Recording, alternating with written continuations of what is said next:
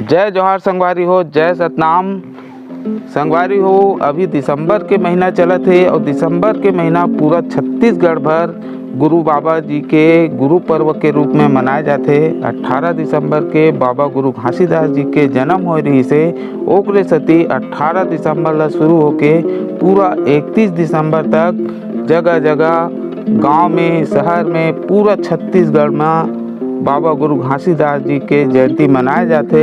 और वो दिन पंथी मंगल चौका, मंगल आरती और संगे संग जय स्तंभ में पताका चढ़ाए जाते।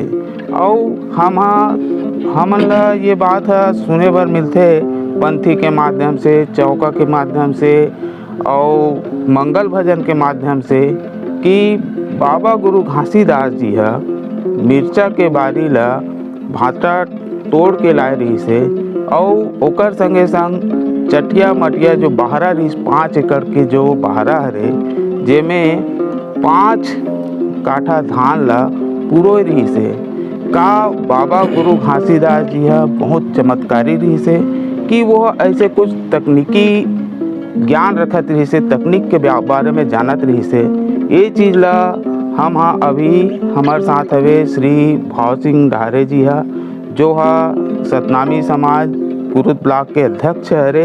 तब वो हमन ला बताई कि बाबा जी कैसे 5 काठा धान ला 5 एकड़ बहरा में पुरोइस और कैसे मिर्चा के बारी ला भाटा तोड़ के लैसे। बाबा गुरु घासीदास जी जो है पूर्णतः एक वैज्ञानिक सोच के व्यक्ति रही से और बाबा गुरु घासीदास जी और एक पूर्णतः जो है वैज्ञानिक सोच के कारण जो है नया नया वह जनमानस ला सुविधा पहुँचाए बर जी, छत्तीसगढ़ ला धन धान्य से सरोबोर करे बर जी, वो समय के परिस्थिति अकाल दुकाल भूखमरी के स्थिति जो रहा है तो नया नया प्रयोग करत रहा है वह। और एकर फायदा जनमानस ला मिलिस भी है कि आज हम देखथन कि जो है अलग अलग पौधा के संकरण करा के नया प्रजाति विकसित करत है और एक अच्छा फसल लेते, आधुनिक फसल लेते। तो बाबा गुरु घासीदास जी आज से 250 साल पहले जब ये दुनिया में रही से तब ये तकनीक ला समझ चुके रही से और उनमें काम करत रही से। अच्छा। और जहाँ तक जैसे चटिया मटिया है के बहरा के बात है तो चटिया मटिया बहरा में गुरु घासीदास जी 5 काठा धान ला पुरोई से ऐसे जनश्रुति है। तो वास्तव में ये भी एक वैज्ञानिक तथ्य ही है सर, क्योंकि हम देखथन कि आज एक जो किलो धान ला 1 एकड़ खेत में रोपते और भरपूर फसल लेते। अच्छा।